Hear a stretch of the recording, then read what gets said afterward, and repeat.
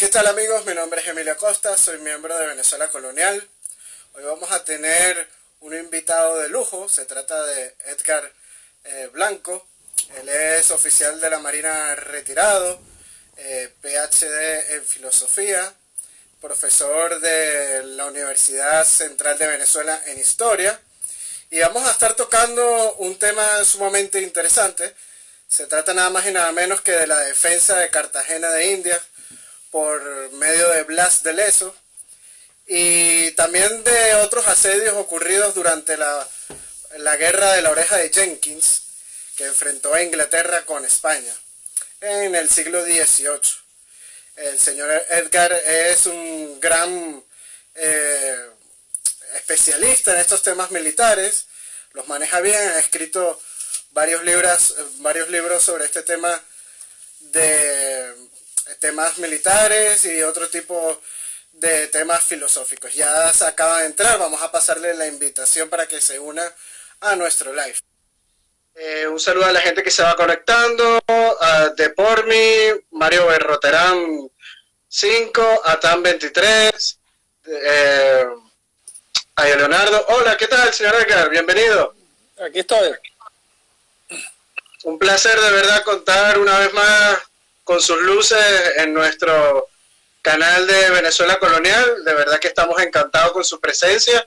Y bueno, como le iba contando al público, hoy vamos a tener un tema interesantísimo, que se trata nada más y nada menos que la defensa de Cartagena de Indias durante la guerra de Jenkins. Así que bienvenido, un saludo para nuestra audiencia.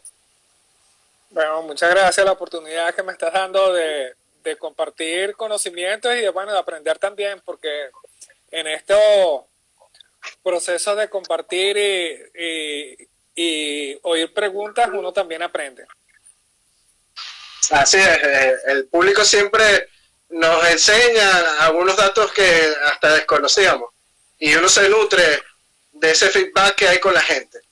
Bueno, antes de pedirle disculpas a los seguidores que están en la península ibérica. En el afiche pusieron la hora de 11 de la noche en Madrid y 5 de la tarde en Caracas, pero el diseñador gráfico no tomó en cuenta el cambio de horario a invierno y ya no son 6 horas de diferencia, sino 5. Así que bueno, a la gente de la península ibérica me disculpa, pero cuando se vayan a conectar a las 11 ya, si Dios quiere, tendrán este live para poder verlo sin estar en directo. Así que bueno, ¿qué tal si empezamos con una breve introducción mía, señor Edgar, y pasamos a su exposición? ¿Le parece? Ok. Perfecto. Bueno, el sitio de Cartagena de Indias en 1741 sucedió entre el 13 de marzo al 20 de mayo en lo que era el virreinato de la Nueva Granada, la actual Colombia. Fue un episodio decisivo que marcó el desenlace de la Guerra del Asiento o la Guerra de la Oreja de Jenkins, como uno de los conflictos armados entre España y la Gran Bretaña ocurridos en el siglo XVIII. En la época constituía para los británicos una prioridad de disponer de plazas en el Mar Caribe, sobre todo que tuvieran acceso al Golfo de México, que era prácticamente el virreinato más rico de la época, ¿no? Y los británicos ya disponían algunas islas del Caribe, como lo podrían ser Jamaica, que era la principal de ellas. Y bueno, el poder español a escala europea llevaba la ventaja en cuanto a la zona del Caribe, en cuanto al control y el poder de este mismo. Y los británicos querían llevarse un trozo de la tarta, como dirían aquí en España, o de la torta, como dirían en Venezuela, del norte de Sudamérica, que tenía baluartes importantes como este de Cartagena de Indias, y también baluartes y zonas estratégicas como lo era la provincia de Venezuela, por los puertos de La Guaira y de Puerto Cabello, en los cuales 2 años más adelante, después de Cartagena de Indias, pues tratarán también de hacerse del control de estas plazas. Así que bueno, adelante el señor Edgar con su exposición. Bienvenido una vez más.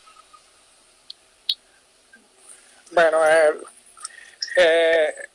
para poder hablar del ataque a Cartagena de Indias en el año 1741, hay que tener como, o vamos a poner como anclaje, la guerra de sucesión española por dos causas.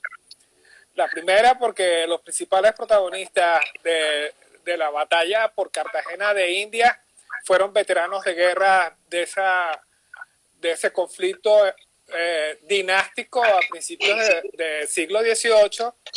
Y en segundo lugar, porque por causa de ese conflicto, el Reino Unido y Francia, para ponerle fin, hicieron unos acuerdos que perjudicaron a los españoles y serían la causa fundamental de lo que sería la guerra del año 1739, y podemos incluir aquí la guerra por la sucesión austríaca, incluso en el año 1741, que empezaría en Europa.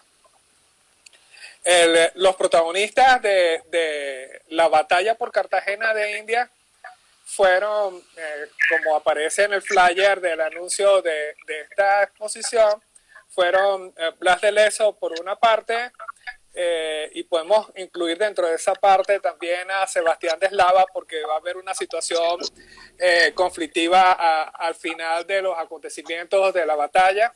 Y por el otro lado estuvo Edward Vernon, y podemos agregar también otros autores que participarían en las operaciones navales británicas a posteriores, como fueron Charles Noble. También aquí podemos incluir a Gabriel Zuloaga, porque la operación británica que se desarrolló a partir del año 1739 era una operación de gran envergadura en el Caribe y afectó un conjunto de plazas hispánicas que de alguna u otra manera dieron una respuesta satisfactoria a los intereses de la monarquía española, y en otros lados no estuvieron preparados para estar a la altura de las circunstancias. Pongo también este punto de anclaje en la Guerra de Sucesión Española, porque en la Guerra de Sucesión Española Blas de Lezo fue que construyó gran parte de la fama que hoy día se está reconociendo.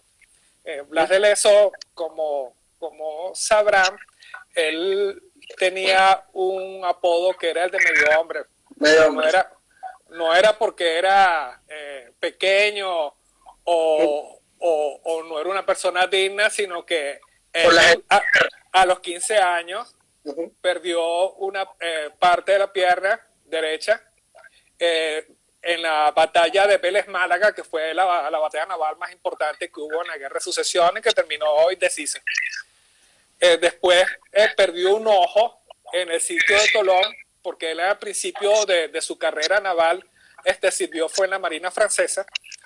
Y después en el asalto a Barcelona en el año 1714, una bala le inmovilizó el brazo izquierdo. Por eso es que le decían medio hombre.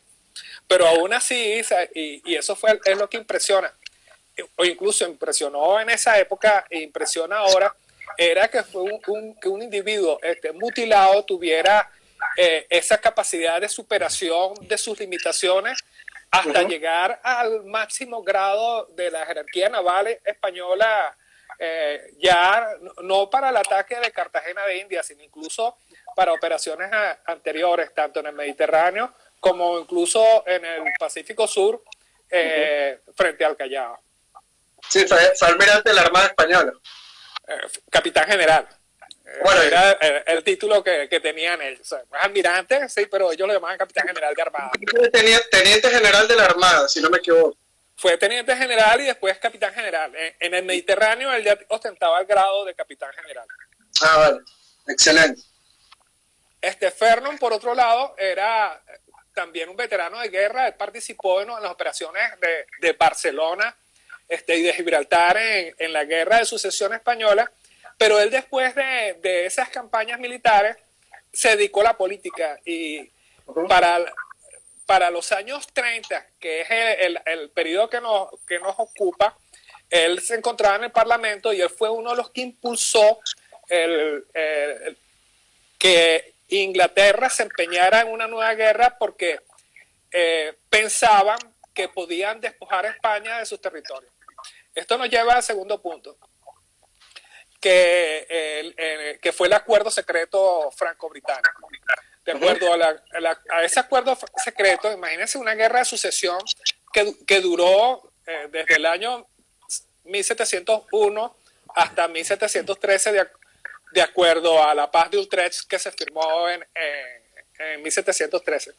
Pero realmente la guerra se prolongó 2 años más porque hubo plazas españolas que todavía se resistían a la nueva realidad borbónica y eso significó un conjunto de operaciones. Entonces, para poner fin a esa situación de conflicto que había desgastado sobre todo a los franceses, establecieron como condición para cesar las operaciones, o mejor dicho, para abandonar a los ostracistas, que era así que llamaban a los españoles que seguían la línea de los Habsburgo, establecieron como acuerdo que se le iba a dar una concesión de exclusividad para el comercio de esclavos a los ingleses y a su vez le iban a dar la posibilidad de comerciar bajo una figura que se llamó el navío de permiso. Entonces, con estas dos,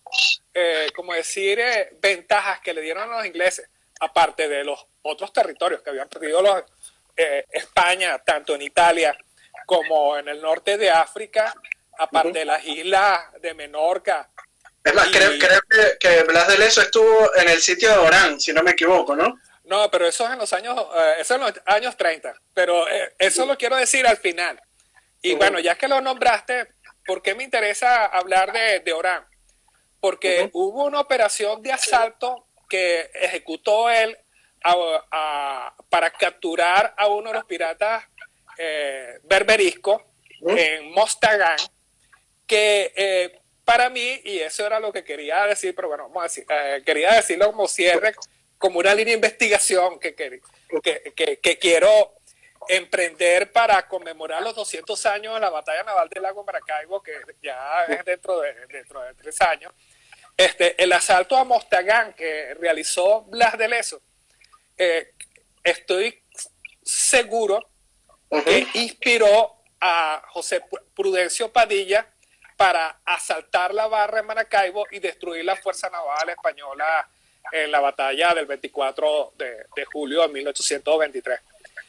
Blas de Lezo ejecutó una operación similar en el sentido en el sentido táctico, pero el grupo español que se encontraba en Maracaibo no estaba huyendo, a diferencia del berberisco en el año 1733. Pero bueno, volveremos sobre eso después porque hay un punto crítico ahí que me interesa destacar en términos de doctrina y de doctrina tanto por el lado de la costumbre y de doctrina por el lado de las normas estatuidas en función de pensadores navales españoles de finales del siglo XVIII. Pero bueno, el tema es que España salió muy perjudicada por esa guerra de sucesión y el nuevo rey, Felipe V, él emprendió una serie de reformas para primero reorganizar España en función de la situación de bancarrota que se encontraba y lo otro es de prepararse para recuperar la condición de potencia europea que había tenido, digamos, 50 años antes. Si me permite un comentario breve. Ajá. Si me permite un comentario breve, ¿no? Sí.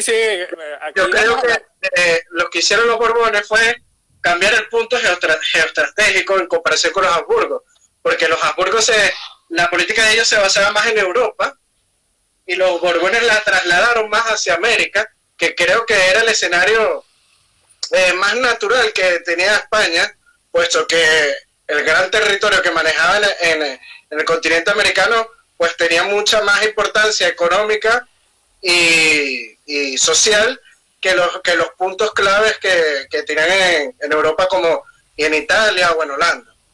Es un breve comentario. Sí, es bueno que lo hayas dicho porque en este caso los Borbones es el Borbón español. Sí, claro. Felipe V, él asumió, él siendo francés, asumió la hispanidad y se dedicó a reconstruir el poder español y se desligó un poco de los asuntos europeos. Digo un poco porque al final, fíjense que yo cuando les digo que la guerra del asiento, o la guerra de la oreja de Yankee, como también se llama, que vamos ahorita a hablar de por qué, empieza en el año 1739, pero en el año 1741 empieza la guerra de sucesión austríaca. ¿Y por qué vale la pena hacer mención a esta guerra de sucesión austríaca? Porque la guerra de sucesión española,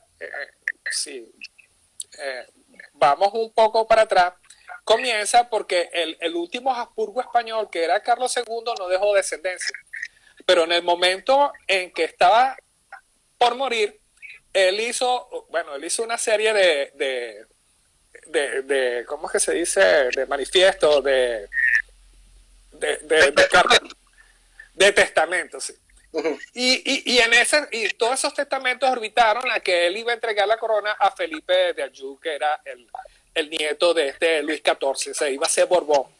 Pero en un momento se aceptó, cuando yo digo que se aceptó, lo aceptaron los poderes europeos, pero después al final no lo aceptaron porque temían que la unión de España y Francia iban a generar un desequilibrio europeo.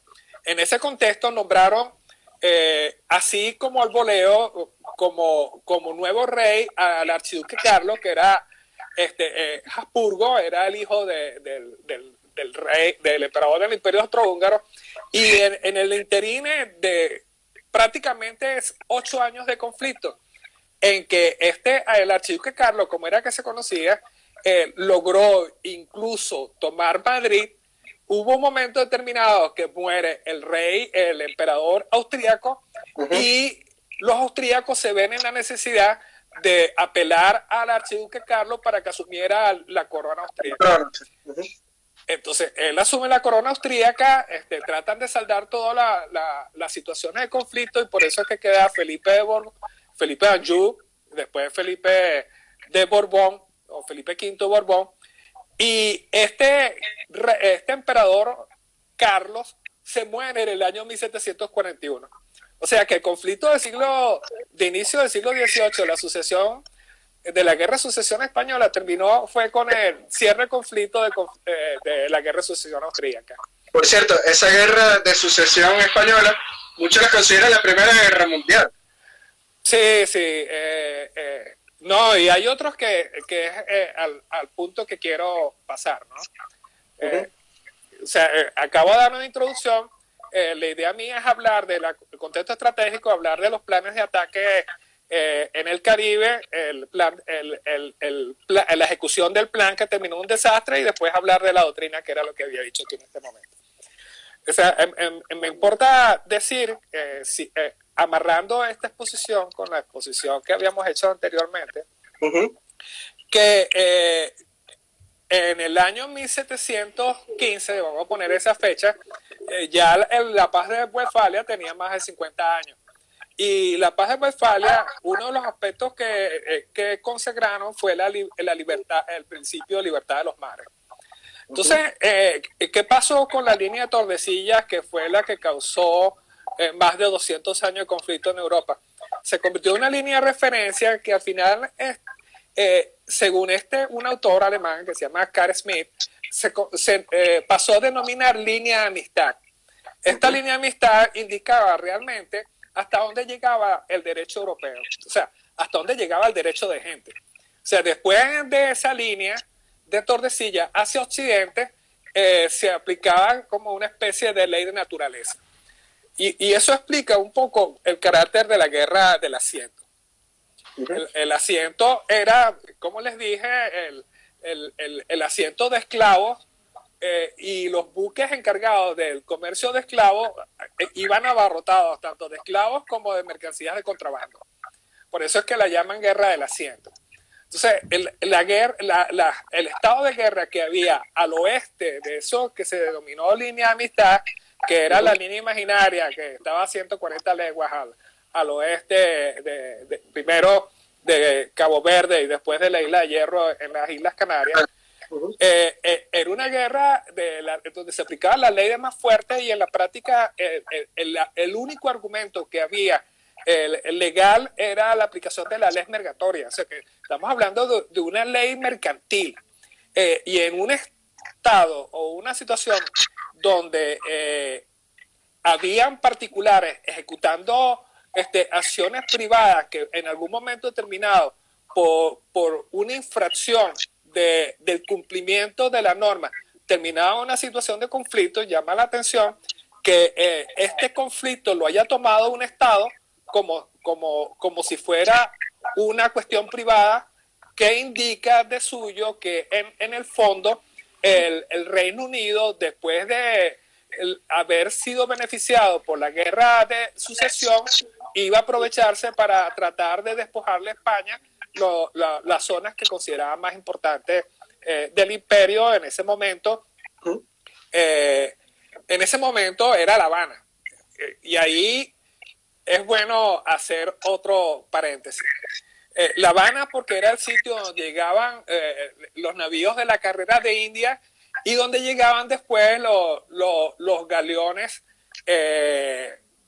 donde después se distribuía el comercio monopólico entre La Habana y las colonias de tierra firme desde México hasta Venezuela y los navíos que se empleaban en ese tipo de operación, que ya en esa época estaba actuando por lo menos en el caso venezolano, la compañía guipuzcoana, se refugiaban en los puertos mientras tanto recababan las mercancías o se refugiaban en los puertos después de haber bajado las mercancías que venían de la metrópoli.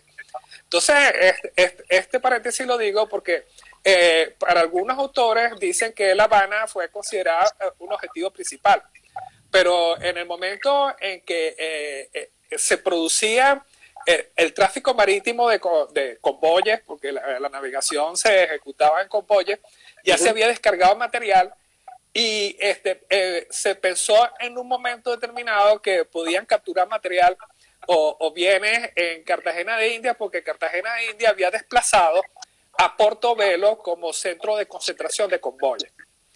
Entonces, en principio se pensó, o hay autores que hablan que fue La Habana el centro o el objetivo de la operación de despojo que iban a hacer los británicos, pero hay más acuerdo en decir que se focalizaba en Cartagena de India. Esto me lleva a otras cosas que, bueno, lo voy a decir más adelante. Entonces, ¿por qué Cartagena de India y no Portobelo? ¿O por qué Portobelo era importante? Bueno, Vernon hizo el primer ataque a Portobelo. A Portobelo, sí. Pero Portobelo era importante porque ya las ventajas de Panamá se conocían y mucho del comercio que venía del Perú iba por mar y llegaba a lo que es Ciudad de Panamá y después pasaba por el estrecho, se embarcaban en el río Chagres y de ahí llegaban a Portobelo, se reembarcaban y después de ahí se concentraban en La Habana.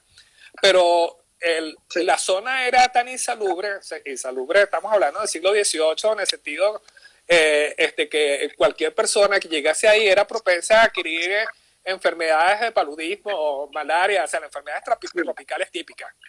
Hasta hoy la zona del Darién es peligrosísimo. Sí, del Darién y al sur, ¿no? Ya en Colombia. Peligroso en el sentido de las enfermedades tropicales, ¿no? Bueno, ahorita habrá el problema de droga y todo ese tipo de cosas, pero eso es otro tema. El caso es que por esas condiciones de insalubridad fue que Cartagena pasó a cumplir el rol de concentrador de navíos para ir a La Habana y después regresar a España. Entonces, España le había dado una importancia ya a Cartagena de India, tan es así que en el año 1717 convierten a la Nueva Granada en un virreinato para darle un estatus de importancia en términos de capacidad digamos, de autogestión, y se imaginaron que en esta circunstancia Cartagena de India era proclive a ser atacada. Entonces aquí hay dos cosas ya. Primero, la guerra del asiento fue una guerra privada, o sea, donde el interés era privado, que iba a tener consecuencias públicas desde la perspectiva de los ingleses.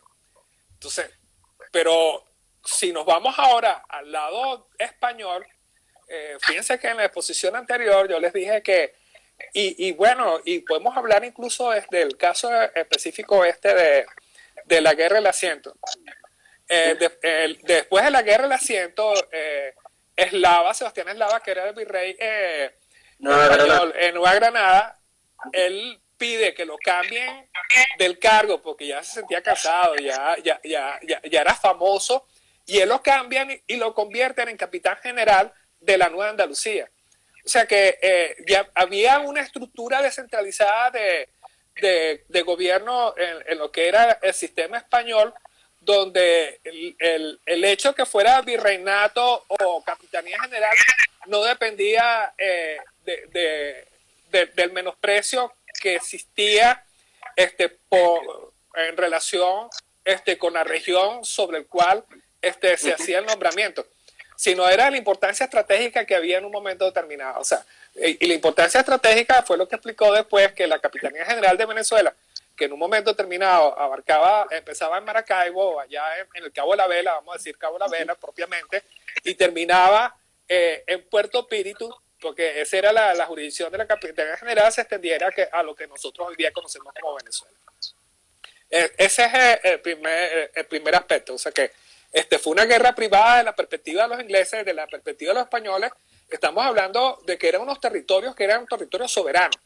O sea, imagínense que a Miranda, cuando hizo su periplo que aparece en Colombia, ya lo denominaban español meridional. O sea, no lo nombraban o sea, era súbdito español porque todos eran súbditos, pero el estatus no, tampoco se podemos decir de ciudadanía, pero había un estatus de igualdad del americano meridional con respecto del el español peninsular. O sea, eso que dicen que estaban en minusvalía, la minusvalía es en otro sentido que podemos hablarlo más adelante.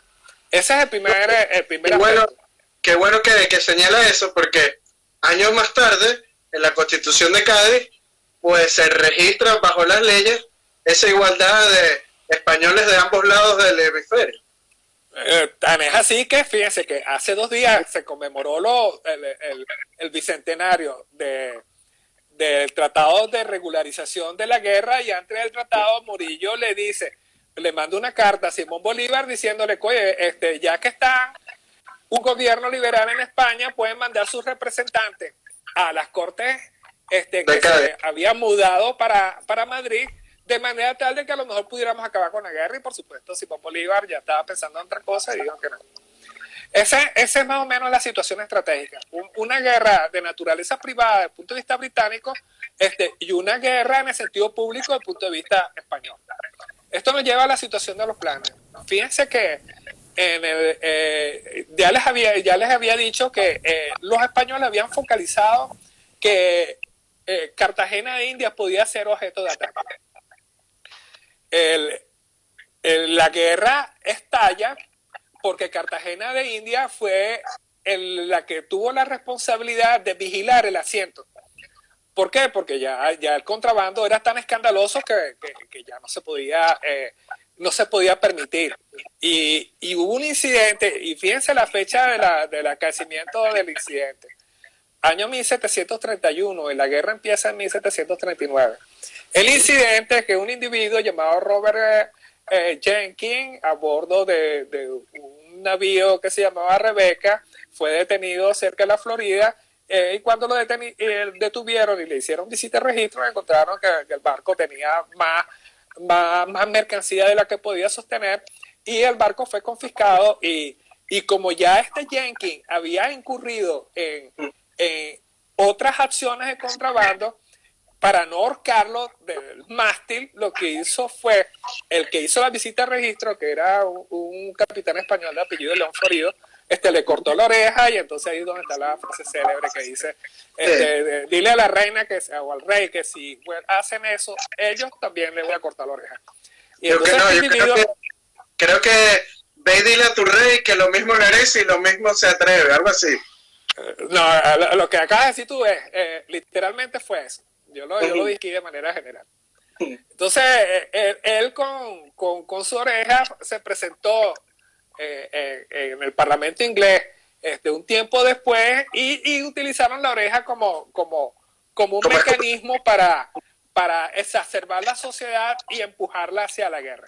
Aunque el primer ministro inglés en ese momento no era muy proclive porque, bueno, como después se vio, realmente el Reino Unido no estaba bien preparado para una guerra de esa naturaleza.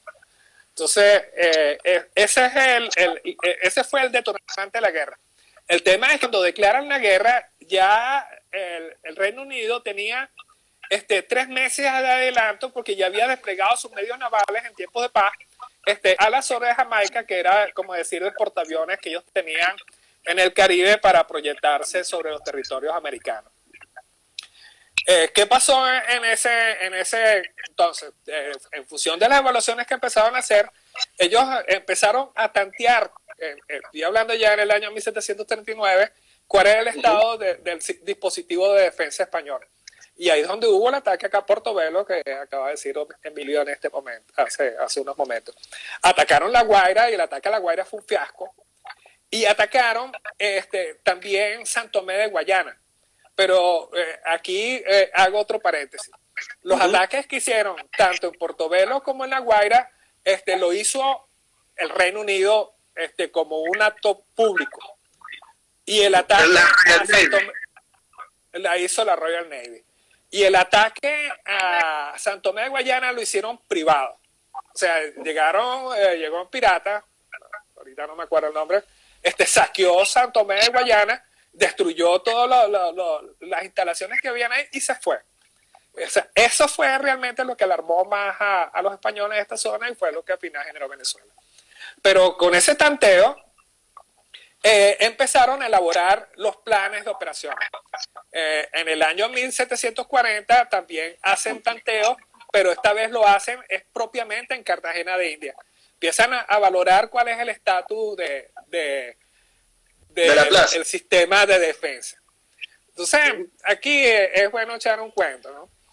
Cartagena de India es una locación que desde el punto de vista terrestre tiene un sentido noreste-suroeste. O sea que más o menos está en sentido franco en la dirección del viento. Entonces, Cartagena es una plaza muy grande, espectacular, se la recomiendo.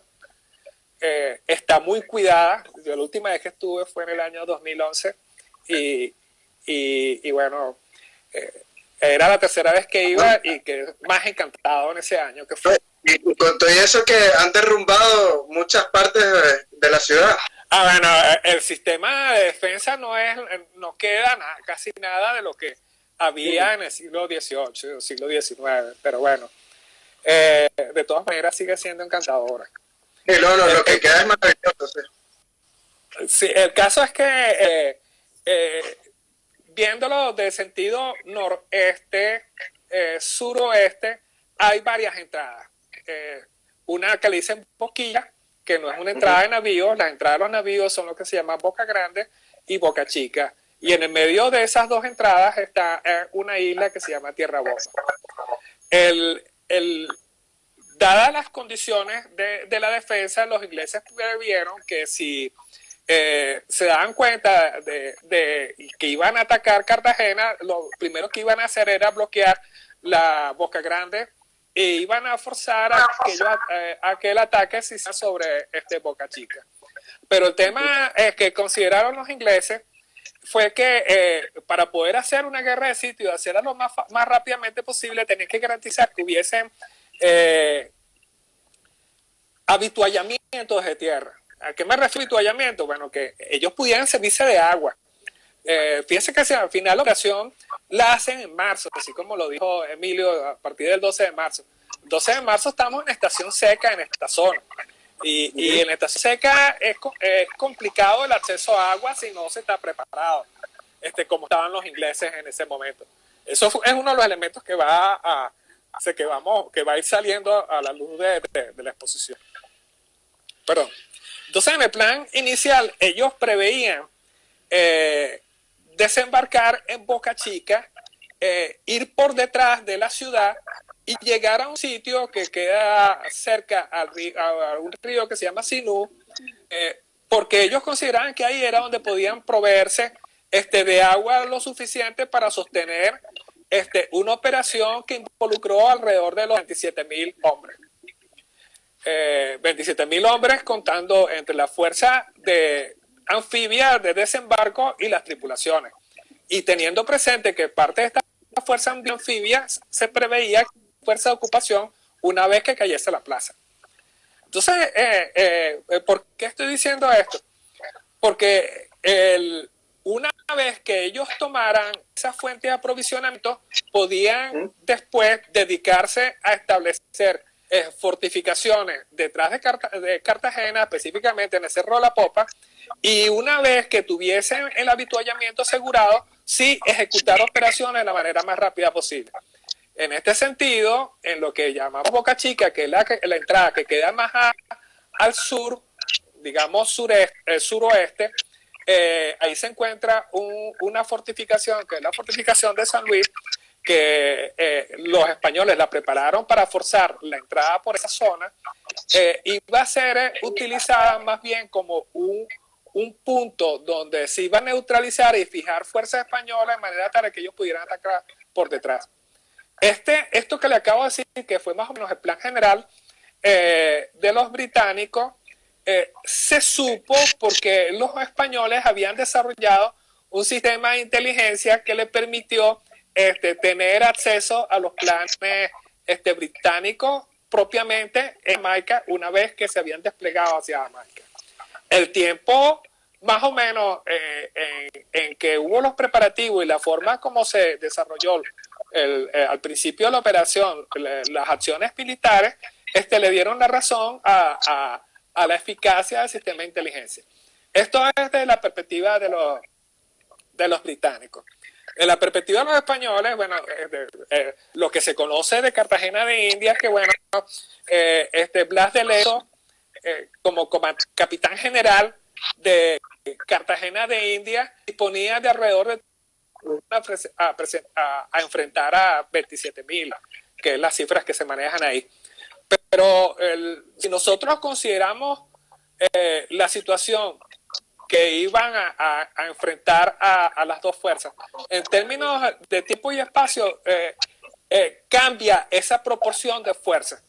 De hecho, yo he estado tentado a decir que se encontraban equilibradas. ¿Por qué digo esto? Porque los británicos necesitaban aprovechar el tiempo de manera tal de cumplir los pasos operacionales previstos para tomar la plaza de manera casi cronométrica. O sea, de hecho, si uno se pone a analizar el plan, poniendo de lado los bocazas que fue Edward Vernon, se ve que hubo una planificación milimétrica de las operaciones. Lo que llama la atención es porque él empezó a generar cambios desde el mismo momento en que empezó el ataque. Entonces, los españoles o los defensores jugaron con el tiempo y con el espacio. Entonces, fíjense, ellos, cuando digo ellos, me refiero a Sebastián Eslava, que era el virrey, y Blas de Lezo, que era el comandante de las fuerzas navales y propiamente la defensa, consideraron jugar con esa relación tiempo y espacio. ¿En qué sentido? Bueno, si ellos tenían que entrar por Boca Chica, había que buscar la manera de retenerlos la mayor cantidad de tiempo posible. Y si ellos iban a entrar por Boquilla, había que también retardar las operaciones la mayor cantidad de tiempo posible, de manera tal que los retardos hicieran que la realidad espacial empezara a erosionar la capacidad de combate de los agresores. Y en eso se puede observar, porque después vamos a hablar de las discusiones y las desavenencias que hubo entre Eslava y Blas de Lezo. Hubo un acuerdo, había que retardar las operaciones lo máximo posible de manera tal de ir desgastando la capacidad operacional de los británicos. Ese era más o menos el dispositivo inglés y español. El otro tema del dispositivo español que está relacionado con el tiempo era que ya España tenía más de 200 años en el espacio, o sea que ya había una subjetividad arraigada, o sea, ya había unos individuos que de alguna u otra manera se sentían españoles, indiferentemente de la separación de castas que existía desde el punto de vista racial, que hacían ver al inglés como una amenaza porque iba a destruir la realidad sobre la cual subjetivamente ellos se habían establecido y habían evolucionado en más de 200 años de existencia. O sea que si por alguna circunstancia hubiese caído la plaza de Cartagena, era muy difícil que con 8.000, que eran los infantes marina propiamente, más los 3.000 milicianos estadounidenses o digamos norteamericanos que habían, más los esclavos que tenían, iba a ser difícil que ellos pudieran sostenerse mucho tiempo en el espacio. Y el ejemplo que tenemos... Bueno que comenta eso, porque hasta indios flecheros defendieron la plaza contra de los ingleses. No, o sea, hubo compañías de milicianos de pardo, o sea, de negro, o sea, eso que yo estoy diciendo que pasó en Cartagena, pasó también en Puerto Cabello y pasó en La Guaira. Sí, claro.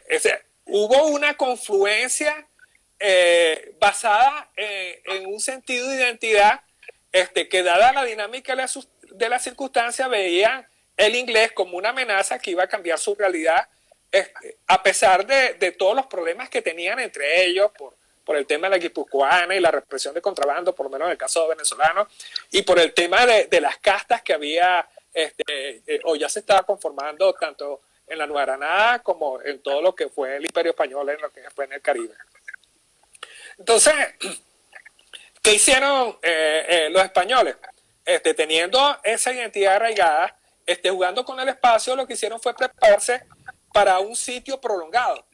Entonces, Cartagena tenía unas particularidades en ese momento, que a pesar de que ellos tenían fuentes de agua, Cartagena construyeron muchos pozos que les permitió a sostener un sitio prolongado. Bueno, en este caso estamos hablando de un sitio que fue más o menos de mes y medio, pero además del agua con que contaban, sin tener que salir de las fortificaciones, fueron reaprovisionados tanto en víveres como en municiones, como en pertrechos de cualquier naturaleza, de manera tal de que pudieran sostenerse.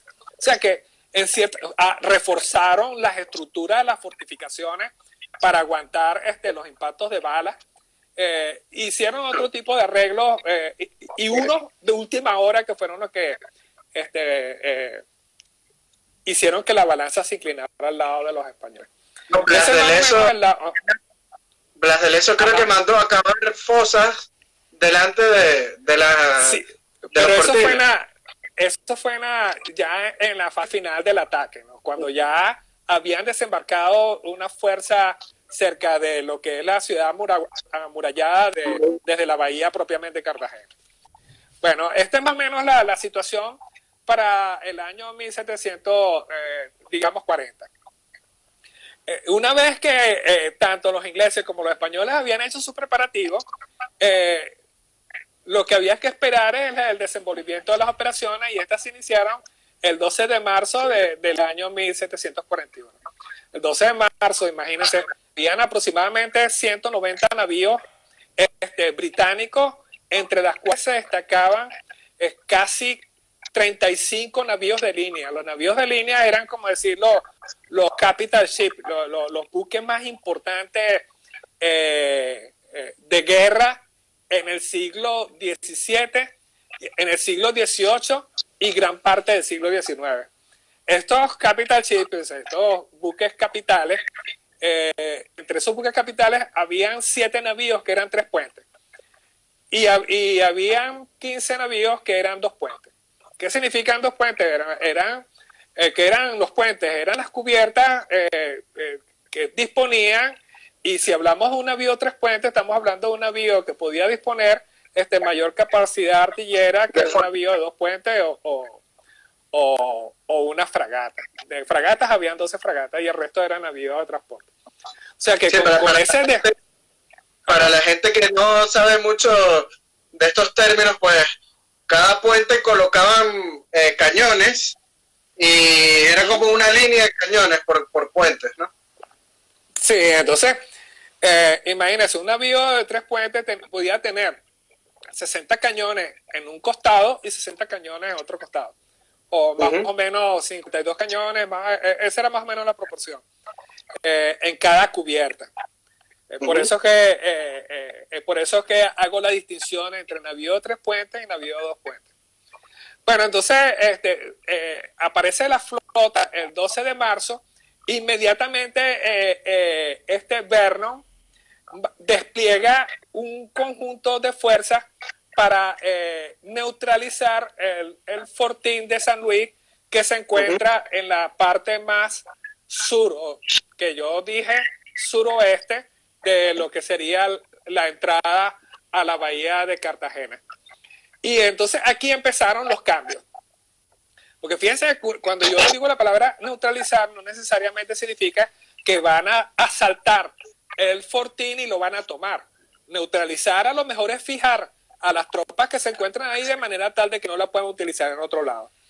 El caso es que la entrada de lo que es Boca Chica es una entrada angosta por la cual nada más puede pasar un navío. Y Blas de Lezo había desplegado 4 navíos. O sea que colocando solamente un navío en la entrada, generaba una especie de cuello de botella, como más o menos pasó en Salamina, que impedía que los buques ingleses pudieran desplegarse. Entonces, ahora imagínense, un navío en la entrada con la fortificación, los ingleses que se acercasen iban a sufrir el bombardeo tanto del buque que estuviera en la entrada como del fortín. O sea, eso lo obligó a ellos a tener que desembarcar en la isla para poder tomar la fortificación de San Luis. Y en el desembarco y en las operaciones que se llevaron a cabo, tardaron ellos 16 días. O sea, de hecho, los españoles tenían una guarnición de más o menos casi 600 hombres ahí y 400 murieron en combate. O sea que ese fue el punto crítico, uno de los puntos críticos de la operación. Murieron 400 en combate defendiendo la situación de la isla, que es la isla Tierra Bomba, que es donde se encontraba la fortaleza de San Luis, y los buques eran alternados. Los buques que estaban cerrando la entrada de Boca Chica eran alternados. Imagínense, con el bombardeo eran casi desmantelados. De hecho, Zapatero, por ejemplo, dice que Blas de Lezo fue herido en el buque insignia, que era Galicia, discutiendo con Sebastián Eslava y Melchor de Navarrete, que era el otro que estaba dentro de la estructura del dispositivo, porque el otro, que fue uno de los héroes, que fue Desno, se encontraban en tierra defendiendo las fortificaciones. Las discusiones empezaron ahí. ¿Ah? Hay que decir que Zapatero no es el presidente, ¿no? Oh. No, Zapatero, yo digo el escritor que tiene un tratado sobre la defensa española del siglo XVIII en el Caribe. No, Zapatero. Bueno, el caso es que en esos 16 días los ingleses quedaron muy desgastados. De hecho, hay unos autores que señalan que tuvieron 800 muertos tratando de tomar Tierra Bomba. Hay otros que hablan más, pero el caso es que dentro del despliegue británico se empezó a generar un embotellamiento de fuerzas que empezó a conspirar. O sea, imagínense, 16 días combatiendo significó que empezaron a tener que racionar agua en los buques cuando empezaron a tener carencia de agua y buques que estaban abarrotados de soldados. Pero ahí es donde empieza la primera crisis, las primeras discusiones que hay entre Eslava y Blas de Lezo, porque Blas de Lezo, dándose cuenta del cambio de circunstancias, él abogó porque se resistiera más en la fortaleza de San Luis, a pesar de la cantidad de bajas que habían tenido, y Sebastián Eslava, asumiendo una posición más prudente, dijo que era mejor replegarse a la nueva línea de defensa que ellos tenían, que estaba centrada en unas fortificaciones que se encuentran dentro de la bahía. Nos quedan 9 minutos, señor Edgar, disculpe. Dime. Nos quedan 9 minutos. Wow. Sí. Bueno, entraron, es que era muy difícil hablar de... El caso es que los ingleses entran a la bahía, los españoles hunden sus buques, uno es capturado, tratan de defender las posiciones en la bahía, ya en lo que es propiamente en la entrada del puerto, ahí los españoles pierden 2 buques, uno es capturado, desembarcan los ingleses. Dime. Señor, a ver, que si quiere, cuando falten 2 minutos, nos volvemos a conectar y vamos con una segunda parte para que termine la exposición, ¿le parece? Bueno, para mí está súper bien. O sea, no tengo Súper, problema de tiempo. Yo le aviso cuando falte un par de minutos para ir a la segunda parte. Ok, entonces la bahía, cuando ellos entran por Boca Chica, tienen que navegar hacia el norte en sentido noreste. Y lo que se conseguía la Fuerza Naval Inglesa en la navegación en sentido noreste eran las fortificaciones de Manzanillo, de Pastelillo y las de Santa Cruz. La de Santa Cruz fue neutralizada en un primer momento. La de Pastelillo resistió un poco más. La de Manzanillo resistió durante todo el sitio. Pero a pesar de que Manzanillo resistió, hundieron 2 barcos para tratar de evitar la entrada propiamente a lo que sería la dársena del puerto de Cartagena. La Fuerza Naval Inglesa logra entrar y a partir de ahí empiezan a desembarcar tropas y empiezan a bombardear la ciudad. O sea, ahí es donde propiamente empieza el bombardeo. Con el desembarco de tropas se dirigen hacia en sentido noreste, para tener por el lado de estribor el Cerro de la Popa, de manera tal de que estuviesen protegidos de la fortaleza de San Felipe, y en ese momento crítico destituyen a Blas de Lezo porque él estuvo en desacuerdo con las decisiones que había tomado Sebastián de Eslava. Pero aquí quiero decir una cosa, ya que voy a tener más tiempo, que es que hay una diferencia entre un oficial del ejército y un oficial de la marina, sin menospreciar al oficial del ejército, porque como ustedes saben, yo soy oficial de la marina retirado. El oficial del ejército es un individuo que combate en tierra, y un individuo que combate en tierra es un individuo que en una situación crítica se puede camuflar, se puede esconder, puede reconocer el terreno para tomar las ventajas, puede maniobrar dentro del terreno en función de tomar una posición ventajosa o no, puede retirarse, puede avanzar nuevamente, siempre protegiéndose. En cambio, un marino no, o sea, la única trinchera que tiene el marino es el buque. Generalmente los combates navales son sangrientos porque uno en un buque no tiene para dónde retirarse. O sea, ¿qué significa esto? Que la única defensa que tiene un tripulante, un buque, es que en el momento del combate cumpla con sus funciones lo más eficientemente posible, porque es la única manera de garantizar de que funcione todo el equipo en el barco como un solo órgano que le permita garantizar la supervivencia en algunos casos. Pero la posibilidad de retirarse no la hay. Entonces, las desavenencias que hay entre Sebastián Eslava y Blas de Lezo es que Blas de Lezo, o sea, un individuo que después de haber perdido un ojo, un pie y haber perdido una mano y haber asaltado Mostagán de la manera como lo asalta, es un individuo que no conoce retirada, ¿se imagina? Le hablan de retirada y tiene que buscar un diccionario para ver qué significa eso, ¿no? Entonces, la actitud de él era de mantener las posiciones. Y ya cuando están bombardeando propiamente Cartagena, han desembarcado tropas, el último bastión que queda es la fortaleza de San Felipe Barajas. De hecho, en ese momento es que la crónica dice que Vernon mandó un mensajero a Gran Bretaña para decir que habían ganado y que bueno, había que celebrar, etcétera. Mandó a hacer medallas conmemorativas. Hicieron una serie de cosas fanfarrónicas. Del eso de rodillas, imagínense. Sí, sí. Y le pusieron pie y brazo. El caso es que en ese momento crítico, Eslava, que ve que ya no se puede retirar a ningún lado, llamó otra vez a Blas de Lezo, que lo había destituido, y le dice, bueno, está bien, encárgate de la defensa. Y el acuerdo que se había perdido en el momento crítico de combate, otra vez se logró. Y ahí empezaron a trabajar de nuevo armónicamente, y entonces ahí es que Blas de Lezo dice, vamos a defendernos en la fortaleza. Yo tengo los tripulantes de los buques que me eran leales todavía, y lo que hizo fue empezar a cavar fosas por todos los alrededores de la fortaleza de manera tal de retardar las operaciones.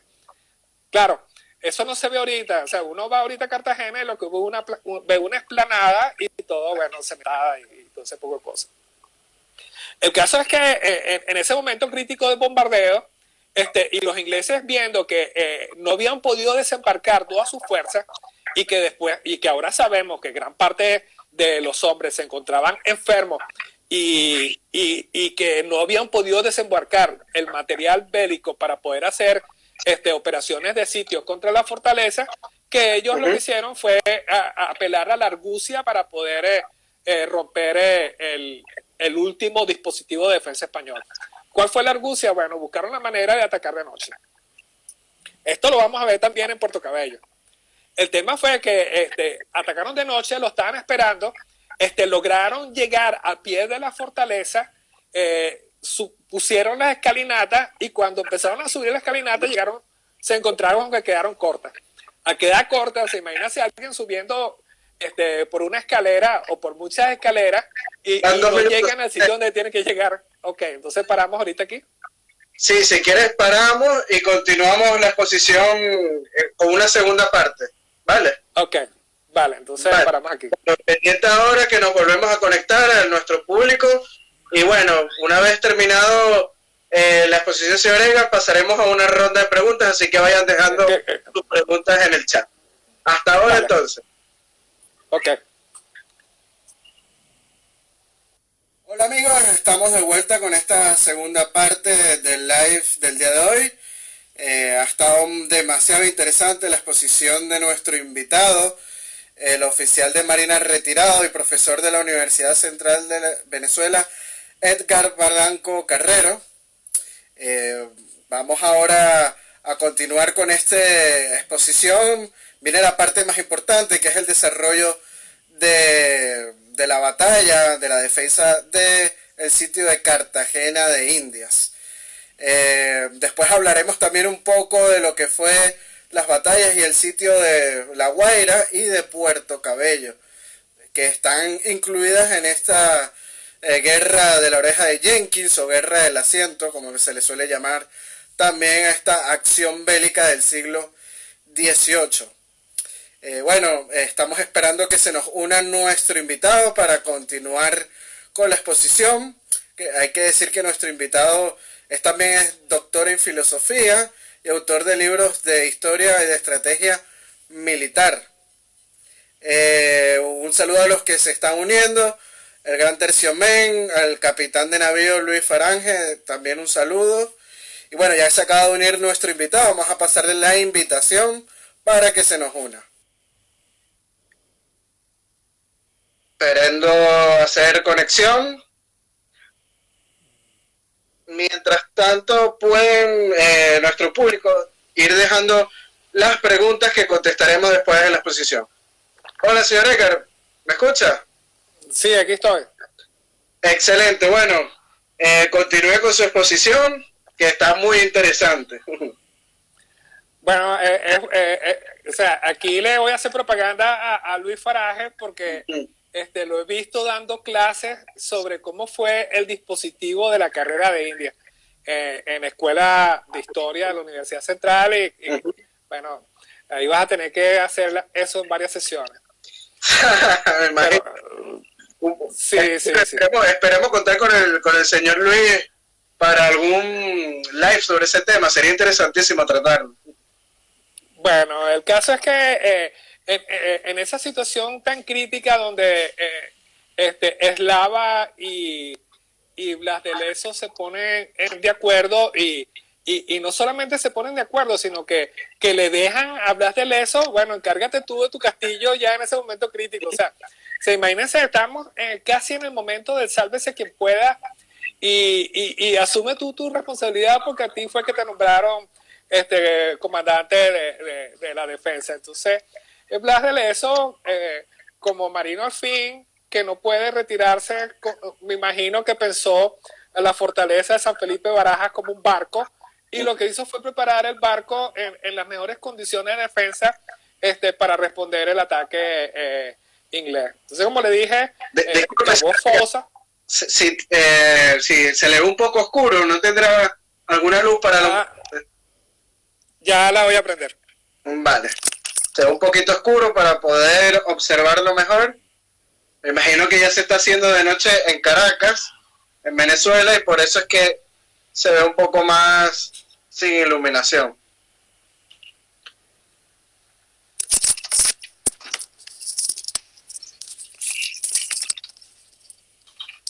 Excelente, ahora sí. Ahora se ve mejor. Perfecto. Ahora se ve demasiado claro. Bueno, el caso es que cavan la fosa, así como había dicho, los ingleses empiezan a escalar con su sistema de asalto a la fortaleza y se consiguen que no pueden llegar a la parte alta. Bueno, aquí yo que he tenido la oportunidad, o sea, las veces que he ido para allá he pagado para que me den la vuelta a la fortaleza y me hablen de todos los sistemas de trampas que había allí, ¿no? Aunque no se logró llegar, o sea, los ingleses no pudieron entrar en la fortaleza. Haber entrado en la fortaleza también le hubiese sido muy difícil tomarla. Por la cantidad de pasadizos, habían trampas que le permitían a los defensores disparar sin que sean vistos. O sea, eso fue una obra de arte de Antonelli y seguidores. El caso es que... disculpe, Antonelli también mandó a mejorar las defensas en Araya, y creo que también estuvo en Puerto Cabello. En Puerto Cabello, en La Guaira y Puerto Cabello. O sea, hay unos escritos que dicen que fue el artífice de eso fue Eslava. Pero realmente eso fue un plan español en función del dispositivo de defensa. Que ellos estaban, que el rey ordenó que se edificara a partir de los años, cuando se dieron cuenta, sobre todo, estoy hablando en 1729, 1730, que fue el primer asalto a Gibraltar que fracasaron, ¿no? Que iba a haber una guerra a posteriori. El modelo, o sea, el diseño es de Vauban. Pero Antonelli le hizo las adaptaciones que la llevó al estado de efectividad que tuvo, sobre todo en esa guerra.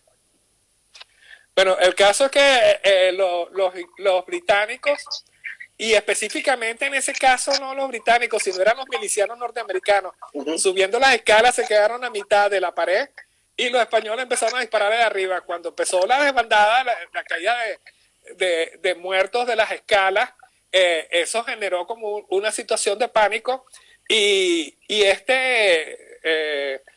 Blas de Lezo tenía organizado, o sea, imagínense, como decir la última carta que tenía para poder voltear la situación de golpe, es hacer un ataque a bayoneta.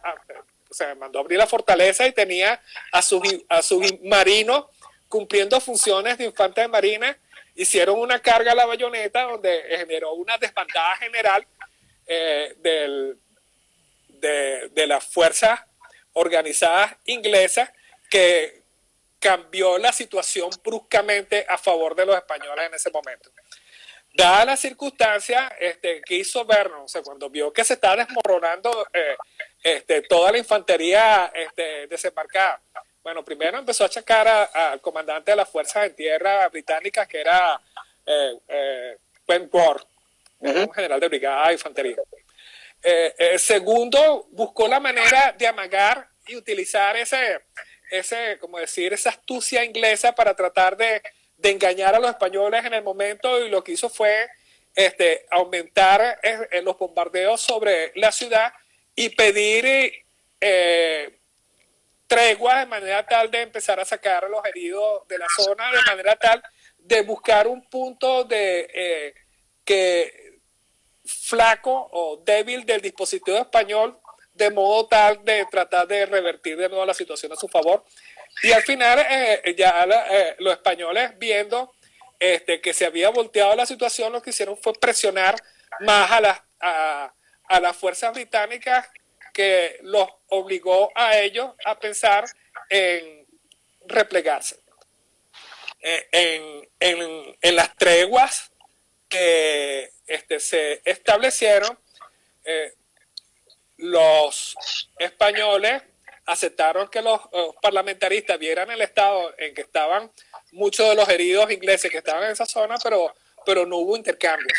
O sea, no hubo intercambio de prisioneros en ese momento, porque los españoles, que ya casi estaban al límite de sus capacidades en términos de hombres para defender la plaza, no podían darse el lujo de estar entregando gente que después lo iban a utilizar contra ellos. Después sí hubo intercambio de prisioneros. O sea, es más, después hubo un colapso de toda la estructura de organización para el combate británica, que le permitió a muchos españoles que habían caído prisioneros en el Fortín San Luis y en Pastelillo, escaparse y regresar otra vez a sus líneas. De hecho, gracias a estos prisioneros que se escaparon, fue que los españoles empezaron a darse cuenta de cuál era el estado catastrófico en que se encontraban las tropas inglesas. Para las tropas hispanas. No te oí lo primero. No, que servían como una especie de espías para las tropas hispanas. Sí, pero o sea, acuérdate que también a veces uno hace que se escape a alguien para que dé mala información, ¿no? Pero en este caso era que los españoles se bajaban de los buques en embarcaciones que se las quitaban a los ingleses, que estaban más pendientes de que las enfermedades vómito negro fue una de las enfermedades que agarraron ellos ahí, que los alcanzara, y se fueron tranquilos a tierra a sus líneas, decir, mire, estos tipos se están muriendo y lo que están haciendo es tirando a la gente por la borda, los muertos les están tirando. De hecho, hubo tantos muertos flotando en esa zona que, bueno, se desató una epidemia ahí en Cartagena. Sí, que de hecho Blas de Lezo murió de una epidemia meses después. Claro, o sea, hay unos que dicen que se murió de la epidemia, hay otros que dicen de las heridas, de las astillas que sufrió cuando hubo el bombardeo en San Luis, porque el Galicia fue uno de los buques afectados, pero bueno, o sea, la realidad es que Blas de Lezo en España en estos momentos es un bon en términos informacionales y ha servido para rescatar muchas cosas de historia. Antes era un total desconocido, pero hay que también que gracias al historiador colombiano Pablo Victoria, que escribió un gran libro sobre Blas de Lezo, es que volvió a relucir en la figura de este almirante, y ahora es un boom, como usted bien dice, aquí en España. No, o sea, de hecho, después del libro, empezaron a recogerse firmas unos particulares. De hecho, ellos tienen un canal de podcast que se llama Histocap, uno de ellos, sí. A recoger firmas para hacer un monumento en Madrid. Yo fui uno de los firmantes. O sea, pues ya el monumento existe, y yo me he tomado fotos con él, con ese monumento aquí en Madrid. Está en la Plaza de Colón de Madrid. Bueno, yo cuando vaya para allá tendré que sacarme una foto, porque yo, gracias a mí también, hicieron su monumento allá. Yo tengo fotos del de Cartagena de India. Sí, que también foto en Cartagena, sí. Pero es más señorial el nuevo, ¿no? O sea, transmite más. Pero bueno, se piensa, estoy hablando, el asalto ese famoso fue el 20 de abril. Los amagos ingleses fueron hasta el 1 de mayo. Y después del 1 de mayo fue que Vernon dice, oye, no podemos seguir aquí porque va a ser más catastrófica la situación y no voy a tener organización para el combate. Y desde el 1 al 20 de mayo, que el 20 de mayo es la fecha que se tiene formalmente establecida como el momento que se van, lo que hicieron fue irse replegando organizadamente y destruyendo todos los dispositivos de defensa que habían sufrido los embates de la batalla. El 20 se van, en el momento que se están yendo tienen que destruir varios navíos de los que ellos disponían, creo que fueron 5. Unos porque estaban tan averiados porque fueron casi desmantelados por los ataques a San Luis y a las fortalezas de Pastelillo y de Manzanillo, y otros porque la epidemia desatada había diezmado tanto a las fuerzas británicas que quedaron sin tripulaciones y para que no cayera en mano española lo que hicieron fue destruirlo. Después de ahí, Vernon se regresa a Jamaica, que fue el lugar donde partió la operación, a reorganizar sus fuerzas y bueno, y trató de enmendar la plana del desastre que había sufrido en Cartagena de Indias. En términos de bajas también uno consigue datos diferentes de acuerdo a las versiones que hay, porque realmente con este boom es que se están armando, se está tratando de reconstruir la historia de ese ataque. O sea, hay mucha información fragmentada todavía. Hay unos que hablan de que los ingleses tuvieron casi por el orden de las 6.000 bajas. O sea, cuando estoy hablando de 6.000 bajas, estoy hablando de 6.000 muertos en este caso. O sea, no de muertos y heridos. O sea, si vamos a muertos y heridos, ellos tuvieron, casi llegaron al 50% de bajas en términos de la fuerza original de combate que, como dijimos, estaba por el orden de los 25.000, 27.000 hombres. O sea, hay unos que hablan de 23.000, otros 25.000, otros 27.000, pero bueno. En el caso español también hay unas cifras que también fluctúan, pero más o menos uno la establece en el orden de los 3.000 hombres. Y de esos 3.000 hombres tuvieron 800 bajas. O sea que en términos generales la derrota británica fue catastrófica. O sea, fue catastrófica y ahí es donde voy a algo que había dicho hace media hora más o menos, que es que el hecho de que hayan habido 3.000 hombres en defensa y 27.000 hombres en ataque en esa estructura de defensa como lo era Cartagena de Indias, no es un indicador para decir que, bueno, que los pobrecitos 3.000 se enfrentaron al Goliat de los 27.000, sino que en términos prácticos se puede decir que había más o menos un equilibrio de fuerza y al final lo que iba a determinar hacia dónde se iba a dirigir la balanza era uno, el manejo del tiempo y segundo, las fuerzas morales en función del manejo del tiempo. Eso es algo que quería insistir sobre eso. Entonces, Vernon, en 1741, con las tablas en la cabeza, más o menos reorganiza sus fuerzas y se propuso como unas tareas más limitadas de manera tal de tratar de tapar la magnitud del desastre. Ataca a Guantánamo, de hecho logran desembarcar a Guantánamo y también el tema climático los afectó al año siguiente.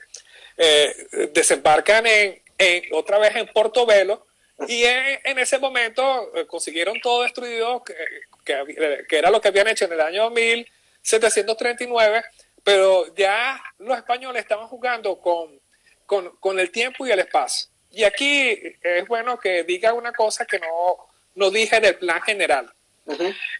Junto al ataque de Portobelo, que iba a ser Vernon, la concepción de la guerra que tenían los británicos en el año 1739 es que hubo una fuerza que se iba a dirigir al Cabo de Hornos, que fue comandada por el Comodoro Hanson, que después iba a perturbar todo el tráfico marítimo español en lo que era la costa pacífica oriental, o sea, las costas de Perú, Chile, Colombia, hasta Panamá, y la idea original, o el plan original, era que Panamá iba a ser atacada, tanto desde el Pacífico como en el Atlántico. El caso fue que Anson no pudo llegar porque se perdieron casi todos los buques pasando el estrecho de Magallanes. Y al final, los que lograron pasar terminaron ejecutando acciones de menor porte.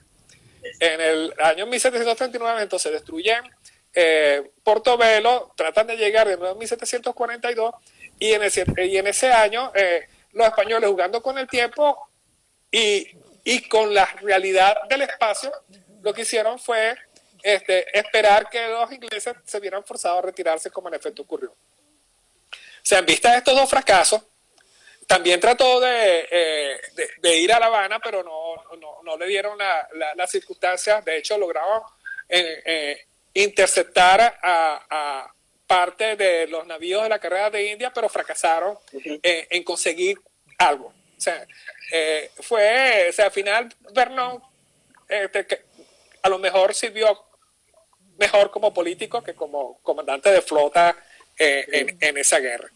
Él ahí fue destituido, fue mandado para España, nombran de relevo a un almirante que es Charles Noble, para Gran Bretaña, sí. Nombran a Charles Noble. Noble trata de hacer operaciones no de la misma entidad con que fue el ataque a Cartagena de India, pero para poder, como decir, mantener empeñadas las fuerzas españolas, ya que en ese momento, fíjense, estoy hablando en 1742, ya habían habido operaciones de desembarco españolas en Italia, de manera tal de, en la guerra de la sucesión austríaca, de recuperar posiciones que habían perdido a principios de siglo. Ahí es donde se circunscribe el ataque a Puerto Cabello, el ataque a La Guaira y el ataque a Puerto Cabello. Ambas operaciones de menor alcance. De hecho, el ataque a La Guaira, más que todo, era una incursión, y el ataque a Puerto Cabello sí tenía más o menos el mismo porte del ataque a Cartagena. De hecho, la forma en que se ejecutó la operación fue más o menos similar. O sea, hubo un desembarco cerca del Castillo San Felipe, sin considerar la realidad del espacio. De hecho, lo que cuenta la historia es que los ingleses desembarcan de noche en una zona de manglares. Imagínense las zonas de manglares, los mosquitos, etcétera, y ellos no estaban preparados para eso, y cuando fueron atacados por toda la fauna del lugar, se le disparó, hubo un disparo accidental, y ese disparo accidental primero alertó a los defensores, y segundo produjo una refriega entre los mismos ingleses que generó una mortandad. O sea que los ingleses terminaron matándose entre ellos, y los españoles lo que hicieron fue terminar de rematarlos. Entonces el ataque de La Guaira, que fue al final un bombardeo de 4 días, terminó en fracaso. Pero creo que es la batalla más larga que ha habido en Venezuela, ¿no? La de La Guaira. No, la de Puerto Cabello. La de Puerto Cabello, vale. La de Puerto Cabello. O sea, el bombardeo en La Guaira duró 4 días, y el bombardeo de Puerto Cabello, o sea, hay unas cifras que dicen que fueron 12 días de bombardeo, o sea, de duelo artillero. Duelo artillero propiamente. Hay otros que hablan de 22 días, pero bueno, el caso fue que en ambos duelos artilleros los navíos ingleses fueron los que llevaron la peor parte. Gabriel Zuluaga, que estuvo en los 2 sitios, bueno, que en el primer sitio el héroe propiamente fue el papá de Pedro Gual, que después lo veríamos en la guerra, en los primeros movimientos independentistas. Fue el héroe. Zuluaga organizó todo el dispositivo de defensa, pero él fue herido en Puerto Cabello. Puerto Cabello, sí. Después de ahí, él siguió como gobernador general aquí en Venezuela, y después pidió que lo transfirieran, y fue después capitán general de la Nueva Andalucía también, que era lo que había dicho. El caso es que estos dos infructuosos ataques a La Guaira y Puerto Cabello se sumó al de Cartagena de Indias, y entonces por eso es que sobre todo en la historiografía española generalmente se habla muy poco de lo que es Puerto Cabello. Se habla de La Guaira porque hubo el ataque que fue un fiasco del año 1739 y bueno, terminan hablando de nuevo en el año 1743. Pero el caso es que si lo vemos en un mapa desde el Reino Unido, era una operación de gran envergadura donde sufrieron chascos por todos lados. No, inclusive hubieron en las Canarias, en Fuerteventura. En las Islas Canarias y en la Florida. En la Florida incluso hubo combates menores. Ellos atacaron el Fort Mose. Ajá. Que era una ciudad, un pueblo que estaba lleno de población negra libre. Entonces, pero fue o sea, ahí en la refriega, creo que murieron, los máximos fueron como 12 personas, o sea, fue un ataque menor. Pero entra dentro del conjunto de operaciones que trataron de hacer los ingleses de manera tal de romper las llaves de India. Entonces, con esto más o menos hablo de lo que fueron las operaciones y quería hablar ahorita ya para cerrar de lo que fue la doctrina. O sea, la doctrina normalmente uno la define como una metodología normativizada que tiene como propósito la consecución de un objetivo, ¿no? Esta metodología normativizada puede ser provenir de la costumbre o el establecimiento de normas nuevas, o sea, por lo menos los dispositivos de defensa que hicieron los españoles en los años 30 del siglo XVIII fue, como decimos, un patrón que sirvió después, a partir de ahí, mejorar esos dispositivos y bueno, permanecerían así, por lo menos en el caso de Cartagena de Indias, hasta que Padilla en 1821 la tomó por asalto incluso desde el mar. Y que es a donde quiero llegar.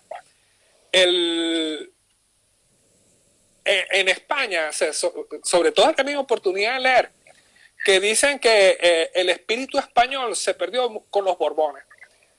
O sea, estoy diciendo algo que escribieron españoles, o sea, ahorita sí. no me acuerdo. Hay una leyenda negra sobre los Borbones que yo tampoco comparto. El caso es que, bueno, o sea, España, que estaba en la bancarrota a finales del siglo XVII, resulta que era la segunda potencia marítima a finales del siglo XVIII. Sí. No solamente era la segunda potencia marítima, sino que era una potencia europea de primer rango, que le roncaba a todo el mundo en ese momento. Y la máxima extensión territorial del Imperio Español fue bajo el reinado de Carlos III, un Borbón. Bueno, que incluso hay unas expediciones famosísimas que hicieron donde llegaron hasta Alaska. Sí, de Alaska hasta la Patagonia, todo era casi prácticamente territorio español. Bueno, el caso es que o sea, para mí es un error, incluso también es un error decir que los franceses fueron muy, digamos,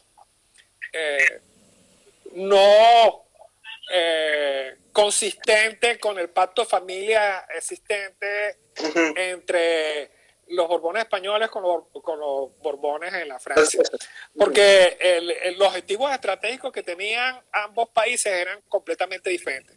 Entonces, ¿qué es lo que pasa? Cuando hablan de que los españoles habían perdido su espíritu, y uno ve, bueno, uno de los hechos más famosos que hay de la Guerra del Asiento fue la acción del navío El Glorioso, que fue entre el año 1742 y 1743, que fue un navío de línea español que tenía una carga de plata, que se enfrentó a 5 navíos ingleses y pudo cumplir con su misión. O sea, había unos marinos españoles que, bueno, wow.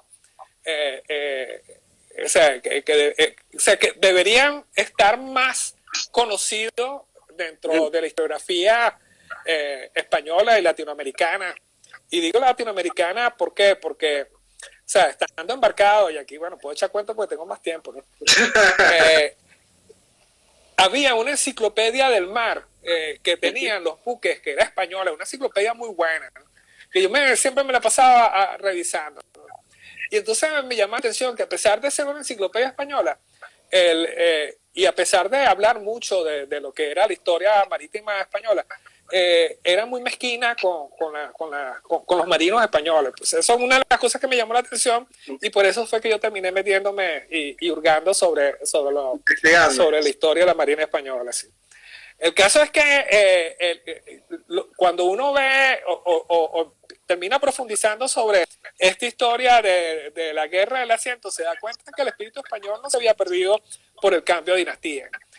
Más bien se había renovado en función de otras circunstancias, y se había renovado de una manera impresionante, que es una de las cosas, hablando de tratar de borrar esa leyenda negra como un modo de que los hispanoamericanos nos veamos de una manera diferente, que es una de las cosas que ha dejado esa leyenda negra, porque bueno, en el fondo nosotros nos hemos encontrado con mucha literatura anglosajona para tratar de conocernos nosotros mismos, y eso ha sido un error catastrófico.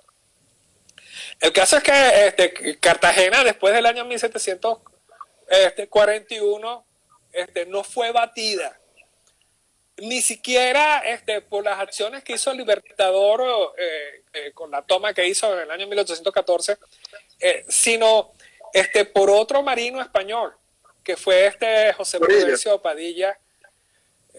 Padilla. José Prudencio Padilla. Sí, José Prudencio Padilla. Morillo también asedió Cartagena de India. Sí, pero tuvieron los mismos problemas que tuvieron todos. O sea, aunque lo que digo es que fue más exitoso Padilla con el asalto que hizo del mar que los que hicieron lo mismo los españoles en las condiciones que lo hicieron. Porque no fueron realmente, o sea, lo que logró la caída de Cartagena en ese primer momento no fue más el asalto, sino más bien en las condiciones internas que tenían, las decisiones internas que tenían los mismos patriotas. Sí, que no le llegaban los aprovisionamientos y mucha gente estaba muriendo de hambre. A pesar de que Morillo ofreció la rendición bajo buenos términos, pero no aceptaron. Pero o sea, había muchas decisiones entre ellos, o sea, yo lo veo más por ese lado, ¿no?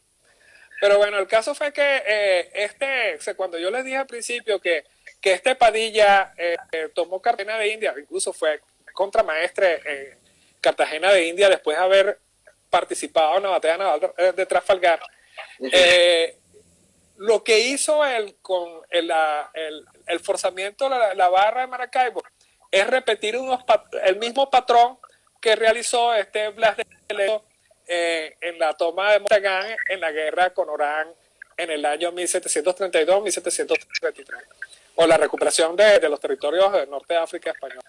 Entonces, eso es lo que me ha permitido a mí pensar que ese espíritu español se mantuvo dentro de lo que fue la Marina Española, indiferentemente de las nuevas circunstancias que se habían conformado a la luz del pacto de familia entre los Borbones y de las situaciones de defensa que tuvieron que verse involucrados ambas marinas en las operaciones que ellos actuaron en conjunto.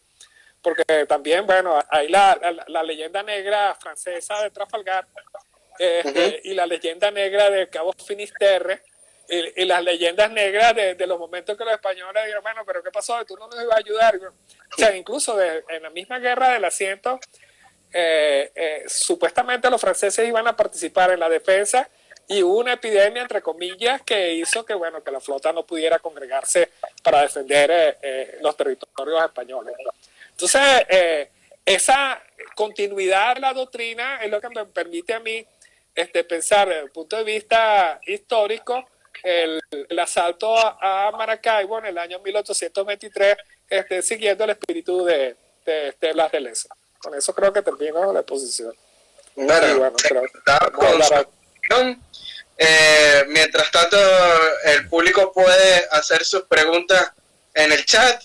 yo voy a tratar de hacer una breve conclusión, ¿no?, sobre esta posición, y hay que decir que el resultado, al término de la guerra de la oreja de Jenkins, pues fue el que España siguió con su control del imperio en América durante 70 años más, aproximadamente, ¿no? Y con él la prolongación de la rivalidad marítima entre españoles, franceses y británicos hasta casi comienzos del siglo XIX, casi que hasta las guerras napoleónicas, podríamos decir. Para el Reino Unido las consecuencias a medio plazo fueron mucho más graves.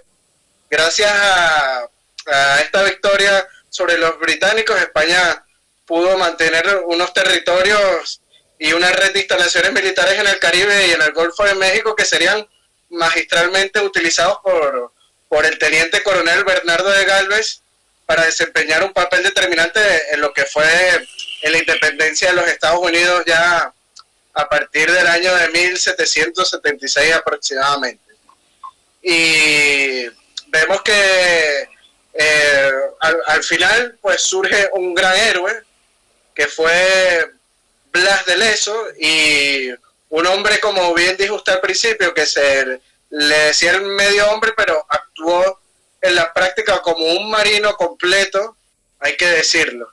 Y bueno, quería terminar mostrándole al público esta medalla que mandó a acuñar Vernon en Inglaterra, ya creyéndose, donde sale Vernon de pie y Blas de Lezo de rodillas. Pero al final la imagen fue a la contraria. Fue Blas de Lezo como victorioso y los ingleses regresándose para Inglaterra, y Blas de Lezo le dijo a Vernon: su escuadra quedó inservible, nada más servirá para llevar carbón de Inglaterra a Irlanda. Sí. Así que bueno, vamos a ir leyendo las preguntas de nuestro público. Por ahí leí que si podíamos hablar un poco de la igualdad jurídica entre peninsulares y americanos. No sé si quieres hablar de eso, Edgar. Sí, o sea, de eso hay polémica, hay bastante polémica, sobre todo aquí en el continente, porque todavía, y sobre todo en las circunstancias políticas que nosotros estamos viviendo, siempre se refieren al momento colonial. Pero fíjense que cuando yo hago insistencia acerca de esta igualdad jurídica, la digo en qué sentido. O sea, cuando yo digo igualdad jurídica, digo que el americano meridional tenía el mismo estatus que el español peninsular. ¿Qué es lo que pasa? Y eso lo vi yo casualmente leyendo unos textos argentinos que a mí que para mí fueron una revelación. El tema español, y bueno, voy a ir aquí un poco más atrás, ¿no? Y bueno, voy a meter aquí un poco de la filosofía, ¿no? Este Kant tiene un libro que se llama Consideraciones acerca de lo bello y lo sublime. Y eso es como decir un antecedente para la obra que él desarrolló, una de las más importantes del periodo crítico, que fue la crítica de la facultad de juzgar. En la última parte de ese libro, él habla sobre los temperamentos nacionales, porque él decía que a final de cuentas, a través del juicio era que se construía el sentido común, y el sentido común en la práctica es lo que daba el sentido de nacionalidad. Y él le impresionaba, hablando a los españoles, él decía que las personas más honestas que habían en el mundo, fíjense, estoy hablando de Kant, esa obra es del año 1763, eran los españoles, o sea, que es un prusiano, que nunca salió de Königsberg. Él decía, las personas más honestas del mundo para hacer negocios son los españoles. Pero los españoles tenían un problema, que era que eran unas personas que estaban viendo para atrás. O sea, para ellos era más importante la descendencia, el apellido, como decir, por ejemplo, en el caso mío, el blanco y cabello, la casta, la hidalguía, sí. Entonces, esa situación en que ellos estaban pendientes para atrás, y un día era, bueno, oye, ¿por qué sería eso, no? Porque a lo mejor, porque uno dice, por lo menos aquí en Venezuela, yo soy lector de Borges porque una vez leí a Juan Nuño diciendo que los venezolanos eran como el Gofuf Beer. El Gofuf Beer era una ave mitológica que escribió Borges en ficciones, donde él decía que, bueno, Gofuf Beer era un ave que volaba para atrás porque no le interesaba al sitio donde iba, sino de donde venía. Entonces, en el caso español, Kant, cuando dice, oye, ellos están pendientes del apellido, es porque en España se generó una estratificación social tan fuerte que hizo que una persona de estrato medio, para que pudiera ascender a otros estratos altos, era muy difícil. De hecho, el caso, si vamos al caso específico de Eslava y de Blas de Lezo, ellos fueron, se le dieron el título de marqués cuando se murieron, o sea que realmente se beneficiaron fueron los hijos, o sea que ellos adquirieron un carácter noble y imagínense todo lo que tuvieron que trajinar para adquirir ese carácter noble. Entonces esa estratificación social en España también se vivió aquí en América de una manera muy dura, y creo que nosotros lo estamos viviendo igual. Entonces, cuando nosotros hablamos y decimos, no, que nosotros éramos colonia y que porque nos trataban mal, llegaron unos blancos criollos y dijeron, vamos a hacer la independencia, y resulta que cuando terminan haciendo la independencia, esa estratificación social que yo les acabo de decir, se mantuvo.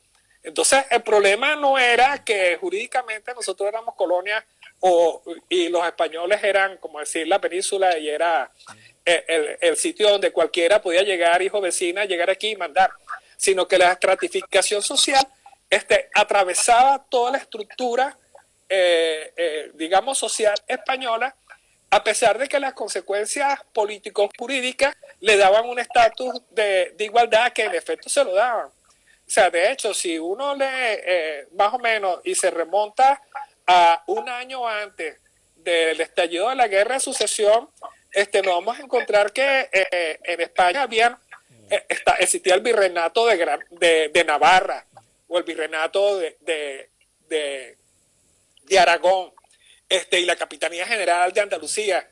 Resulta que había la misma estratificación social, pero en una estructura descentralizada, donde le daba igualdad de derechos a todos los súbditos españoles, en igualdad de condiciones. Igualdad de condiciones dentro del estrato social y dentro del estrato de la estructura político-administrativa, que hacía que ellos se pudieran mantener. De hecho, o sea, y creo que es uno de los problemas que ahorita está viviendo España, es que normalmente a los ostracistas se les llaman federalistas dentro de un sentido jurídico-político, y a los borbónicos lo llaman absolutistas. Pero cuando uno empieza a hurgar más dentro de lo que fue el mundo de Felipe V, si bien él produjo una centralización en España por la guerra civil que se generó con la sucesión, la descentralización se mantuvo en América. Entonces, el estatus de americano, no voy a decir la palabra ciudadano, aunque la tengo en la punta de la lengua, era igual en ese momento a la que tenía un español peninsular. Entonces, eso es una leyenda que no, o sea, que es inconsistente. O sea, el problema que hay es que la estratificación social fue tan dura que el paso de un estrato a otro era muy difícil. O sea, de hecho, Miranda tuvo que irse de aquí para poder optar a una mejor condición, y se consiguió con la misma pared cuando estaba en España. Sí, bueno, para completar yo, voy a comentar que el más importante virrey de México en el siglo XVIII fue el conde de Revivalledo, que era cubano. O sea, los criollos sí podían ascender a altos cargos de poder dentro del Imperio Español. O sea, ahí vemos una de las formas de igualdad que había dentro de lo que es las políticas de Estado, ¿no? Inclusive el más alto cargo que puede ser en España, que es el de rey, lo ocupó como regente un criollo también, que es nada más y nada menos que Joaquín Mosquera y Figueroa. es de un criollo de la Nueva Granada, que ocupó la regencia de España durante la invasión napoleónica que hubo en la península. Así que bueno, con esto quería complementar su intervención, señor Edgar. Tenemos un problema de conexión. Para sacar un punto de equilibrio que nos permita a nosotros superar ese nivel de subestima que a veces hemos caído en bastantes oportunidades. Correcto. Bueno, señor Edgar, de verdad que encantado de tenerlo esta noche en el día de hoy. Su exposición ha sido tremendamente educativa. He aprendido algunas cosas nuevas. Espero que nuestro público también les haya servido para ampliar sus luces y conocimientos sobre este tema tan desconocido, porque es cierto que, como bien dice, que ha habido un boom, pero en términos generales todavía hay mucha gente que desconoce estos hechos, y estamos encantados de haber tenido sus conocimientos en nuestra página el día de hoy. Y bueno, un saludo de despedida para nuestro público, señor Edgar. Sí, bueno, déjame decir un detalle más que es como una consecuencia más de lo que fue la guerra del asiento. Cuando se hizo el acuerdo de Aquisgrán, que fue el que puso el fin a esa guerra, la palabra clave que se utilizó fue utis possidetis juris. O sea que había que volver, la condición del acuerdo de paz era volver a la situación anterior de las posesiones, tanto británicas como españolas, anteriores a 1739, y esa palabrita en esas condiciones fue la que empezó a ser usada por Simón Bolívar, por el libertador Simón Bolívar, para tratar de evitar los problemas territoriales que empezaban a gestarse en América después de la guerra de independencia. O sea que esa palabra de utis possidetis juris tampoco es una palabra americana, o pudiéramos decir, es consecuencia de una situación en América, pero formalmente fue instituida en el Tratado de Aquisgrán, que puso fin a la guerra entre Gran Bretaña y España. Y por lo demás, bueno, muy agradecido por la oportunidad que me diste de aprender cosas nuevas, porque también has dicho cosas que he aprendido yo aquí en este momento. Y bueno, y para eso estamos. Estoy a la orden para cualquier cosa. Bueno, esperemos contar más adelante otra vez con sus luces y estaremos en contacto seguramente. Un gran abrazo hasta Caracas, Venezuela, desde Madrid, España, y hasta una nueva oportunidad, señor Edgar. Vale, pues nos vemos, estamos aquí listos. Seguro. Bueno, que tenga buenas noches y hasta pronto. Igual, vale.